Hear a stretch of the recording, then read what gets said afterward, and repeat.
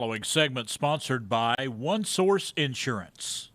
This time of the year is prime time for Medicare scams. But how do you recognize legitimate Medicare offers from those looking to scam you?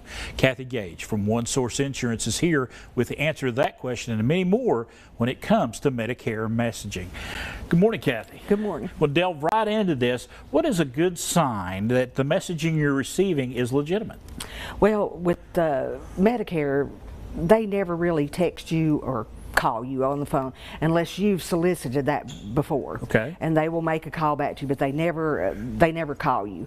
So that's a good sign that that's not really anything that you need to do or click on. Right. You need to be aware of those. Yes. And what should people do when they receive a Medicare solicitation in the mail?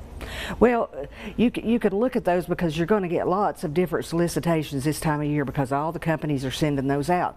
And it's not a bad thing to look at them. Just be careful of what you send in or anything like that. And if you have any questions about it, if you'll just call me, I'll be glad to help you and look at each and every one of those to make sure that you can, get the right thing for you next year. And speaking of calling, a lot of times folks will get messages over the phone.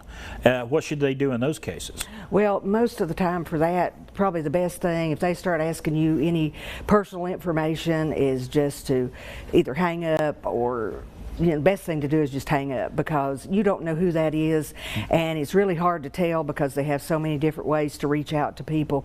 So the best thing to do is just never give out any information over the phone. And I know a lot of these plans are offering you freebies like a free grocery card or something like that. Is that ever a good idea to select a Medicare plan because you're getting something free like a grocery card? No, because when you do those things, you're giving up something usually to get that, and you need to know what that is you're giving up. And most of the time that's not explained to you. It's just, wow, we have this great freebie on this. Not always a good idea. You need to really look at it.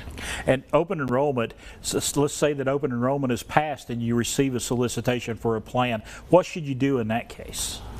Well, you still have an opportunity to change once we get to the 1st of January, but it's always a good idea to look at that if there's something that you need. You don't want to get stuck in something that's not right for you for the year. So the best case is buyer beware Yes. on any of these messages. Just make sure they call you, and there's no charge for calling you to help with the plan. Absolutely. They can call me anytime. Anytime. I would love to help them, and they can get through all this before the holidays, and they won't have to worry about it. Have some peace of mind. Yes. All right, Kathy Gage, thank you so much. Let's give everybody some information right now. If you got questions, if you received phone calls or mailers, also if you get some information over the internet, Kathy encourages